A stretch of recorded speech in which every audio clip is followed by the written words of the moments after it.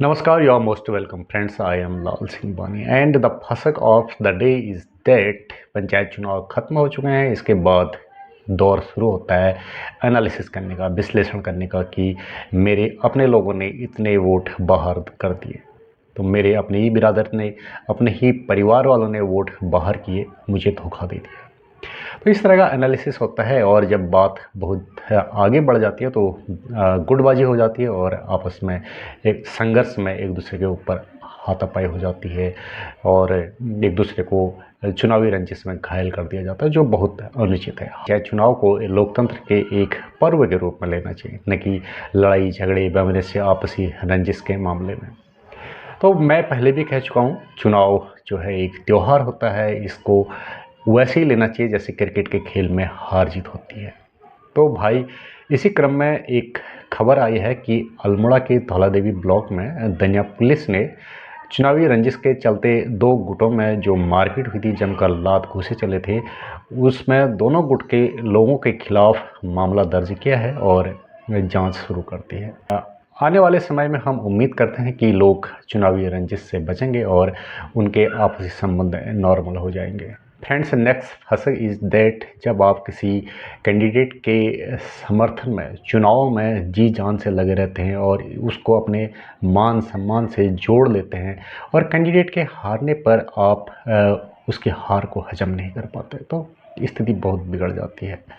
ऐसा नहीं करना चाहिए, हार जीत लगी रहती है। इसी क्रम में एक खबर आई है उधम सिंह नगर जनपद के पंत नगर से, जहां एक 32 साल के युवक ने जो किसी प्रधान कैंडिडेट का और बीडीसी कैंडिडेट का बीते कुछ समय से जी-जान से बहुत मेहनत से प्रचार कर रहा था और उसको उम्मीद थी कि उसके कैंडिडेट जीतेंगे, लेकिन जब उसके दोनों कैंडिडेट हार गए जिनका वो सपोर्ट कर रहा था, तो वो अपने कैंडिडेट्स के हारने के गम से नहीं उबर पाया। तो चुनाव लड़ रहे थे वे, उनको ज़रा भी इस बात का गम नहीं रहा होगा कि मैं हार गया हूँ, अब कैसे जीऊँगा, लोग मेरे से क्या कहेंगे। उन लोगों को तो कोई फ़र्क नहीं पड़ा, लेकिन एक समर्थक ने, जो कि पंतनगर का रहने वाला है, उसकी उम्र 32 साल है, उसने बताया जाता है कि कीटनाशक का सेवन कर अपनी जीवन लीला समाप्त कर दी। ऐसा नहीं करना चाहिए था। ऐसा करने से जो व्यक्ति इतने कमज़ोर दिल के होते हैं, अपने आप को दंडित करते हैं और दंडित करने के लिए इतने भीभत्स से इतने डरावने कदम उठा लेते हैं, उनको ज़रा सोचना चाहिए कि यार उनके पीठ पीछे उनके मम्मी पापा, पति पत्नी, भाई बहन या छोटे छोटे मासूम बच्चे होंगे, उन पर क्या गुजरेगी। तो चुनाव आते और जाते रहेंगे, लेकिन जीवन एक बार जब चला जाता है तो दोबारा नहीं मिलता है। फ्रेंड्स, अगली फसक जानते हैं। मतगणना के बीच भिड़ी रुद्रपुर गदरपुर विधायक के समर्थक बीडीसी प्रत्याशी को जबरन ले जाने पर विवाद, पुलिस ने लाठियां फटकारी। तो हुआ क्या है कि गदरपुर विधायक और रुद्रपुर विधायक के समर्थकों में मतगणना के दौरान विवाद हो गया और दोनों पक्षों के समर्थकों में मारपीट हुई, जिस दौरान 4 लोग चोटिल हुए। जब पुलिस को सूचना मिली तो पुलिस मौके पर पहुंची और उन्होंने दंगा कर रहे लोगों को लाठियां फटकार कर खदेड़ा। तो ऐसा नहीं करना चाहिए। ये लोकतंत्र का त्यौहार है, पंचायत चुनाव का त्यौहार है। 1951 से पहले हमारे देश के नागरिकों को अपनी गांव की सरकार चुनने का मौका नहीं मिलता था। हम लोग अंग्रेज़ों के गुलाम थे। पहली बार 1951 में लोकसभा के चुनाव हुए, जो 1952 तक चले, और उसके बाद हमारे बुज़ुर्गों को, हमारे पूर्वजों को गांव का प्रधान चुनने का मौका मिला होगा और फिर बाद में बीडीसी मेंबर, जिला पंचायत अध्यक्ष आदि चुनने के मौके मिले। तो जो चुनाव को लोग बाग रंजिश में बदल लेते हैं और उस रंजिश के चक्कर में आपस में भिड़ते हैं, तो इस तरह का माहौल हमारे स्वस्थ लोकतंत्र के लिए अच्छा नहीं है। और अच्छे लोग, जेंटलमैन लोग चुनाव में इसीलिए आने से कतराते हैं। द नेक्स्ट फसक इज लॉटरी सिस्टम से चांदनी बनी ग्राम प्रधान। तो ये घटना नैनीताल जनपद के उखलकंडा ब्लॉक की है, जहां पर ग्राम प्रधान का चुनाव लड़ रही चांदनी थुवाल और चेतन पलड़िया दोनों को 142 वोट मिले और विजेता उम्मीदवार का चुनाव लॉटरी सिस्टम से किया गया। जिसके नाम की लॉटरी निकली वो प्रधान बन गया। तो भाई, ये सिस्टम आपको कितना पसंद आता है? क्या आप इसको खुशी खुशी स्वीकार करते हैं? मेरी समझ से अब इस सिस्टम में संशोधन होना चाहिए। होना ये चाहिए कि जब दोनों उम्मीदवारों को बराबर बराबर वोट मिलते हैं, इस स्थिति में दोबारा चुनाव कराए जाने का प्रावधान होना चाहिए। गांव का प्रधान गांव वालों को ही चुनने का अधिकार होना चाहिए। प्रशासन के पास ये अधिकार नहीं होना चाहिए कि वे लॉटरी निकाल कर किसी एक प्रत्याशी को विजेता घोषित करें। नेक्स्ट फसक इज दैट जो प्रधान या जनप्रतिनिधियों का चुनाव परिणाम आया, उसमें कोई प्रधान 3 बार भी जीत गया। तो यहाँ पर खबर है किसी ने हैट्रिक मारी, कोई पहली बार बनी ग्राम प्रधान। तो गांव की जनता ने भरोसा जताते हुए एक उम्मीदवार कहता है मुझे लगातार तीसरी बार ग्राम प्रधान बनाया। तो मित्रों, आपको ये पता होगा कि कोई विधायक 5-6 बार भी लगातार चुनाव जीत जाता है, कोई 2 बार, कोई 3 बार, कोई 4 बार, और कोई आदमी एक बार अपना हाथ आजमाता है, भाग्य आजमाता है, उसे लगता है यार मैं कहाँ जीत पाऊँगा। अगला आदमी जो है कई सालों से प्रधान, विधायक या फिर सांसद का चुनाव लगातार जीतता आ रहा है। तो ऐसी स्थिति में दूसरे लोगों को मौका नहीं मिल पाता है।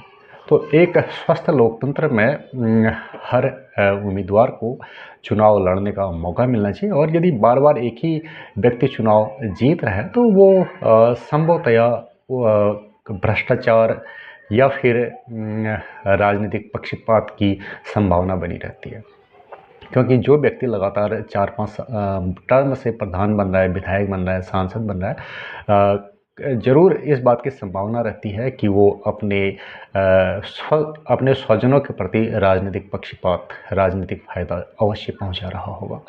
आपको पता होगा उत्तराखंड विधानसभा में विधानसभा अध्यक्षों ने अपने ही स्वजनों को वहां पर नौकरियों में रखा था। ऐसा एक स्वस्थ लोकतंत्र के लिए उचित नहीं है भाई। अमेरिका में वहाँ पर 50 राज्य हैं, और 50 राज्यों में कोई भी राज्य का मुखिया 2 बार से अधिक तीसरी बार चुनाव नहीं लड़ सकता है। यदि वो लगातार 2 बार गवर्नर या राष्ट्रपति का चुनाव जीत चुका होता है तो तीसरी बार के लिए उसे रेस्ट लेना होता है, तीसरी बार वो चुनाव नहीं लड़ सकता है। ऐसा ही हमारे भारत में भी होना चाहिए।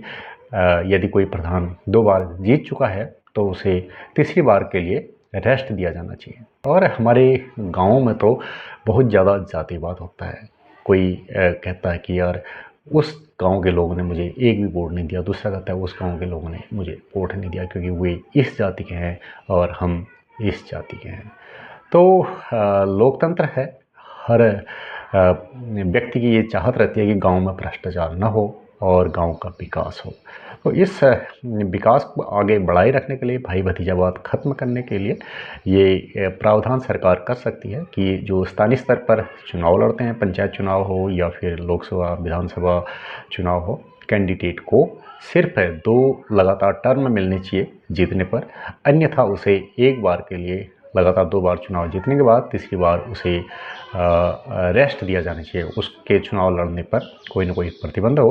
अब ट्रंप राष्ट्रपति के रूप में 2 कार्यकाल अगले कुछ सालों में पूरा कर चुके होंगे, और तीसरे कार्यकाल के लिए उनकी ओर से बयान आया है कि वे संविधान में संशोधन करेंगे ताकि वे तीसरे कार्यकाल के लिए भी राष्ट्रपति का चुनाव लड़ सकें। तो भारत में ऐसा कोई प्रावधान नहीं है।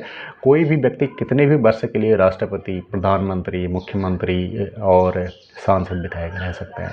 कोई प्रावधान नहीं है कि उसे ये कहा जाए कि भाई बस आप 2 बार चुनाव जीत चुके हैं, अब तीसरी बार आपको रेस्ट मिलेगा, या आप सिर्फ 2 ही बार राष्ट्रपति, प्रधानमंत्री, मुख्यमंत्री या विधायक चुने जा सकते हैं।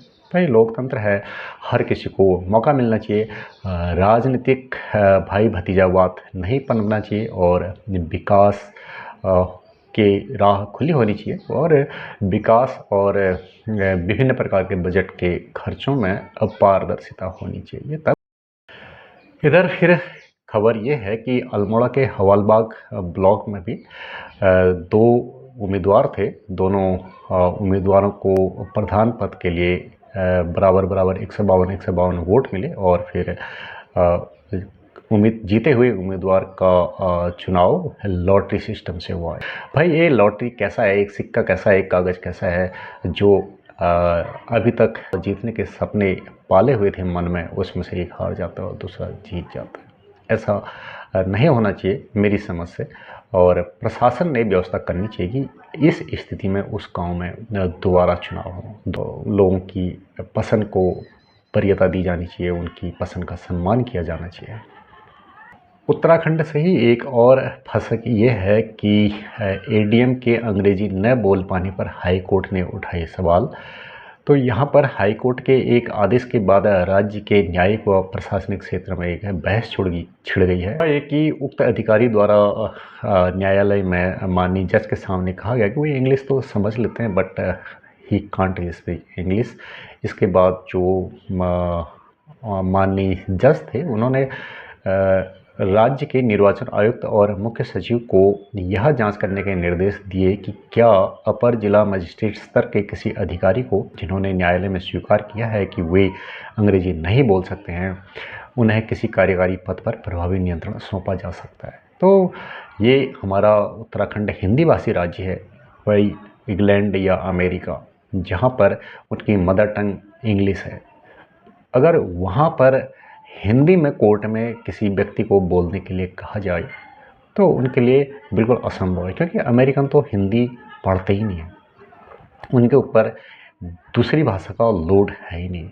अमेरिकन इंग्लिश में पढ़ते हैं, उनके घर में बचपन से ही इंग्लिश बोली जाती है, English is their mother tongue. But in India we all the students, teachers, gentleman have pressure of speaking second language. English बोलने का हमारे ऊपर दबाव होता है और ऐसा माना जाता है कि जो व्यक्ति the man who can speak English is much influential, much smart. अधिकारी स्तर के व्यक्ति को इंग्लिश में, अगर वो इंग्लिश हाई कोर्ट का नहीं बोल पाए तो एक ऐसी स्थिति है जिसके बारे में हर आदमी असहज है।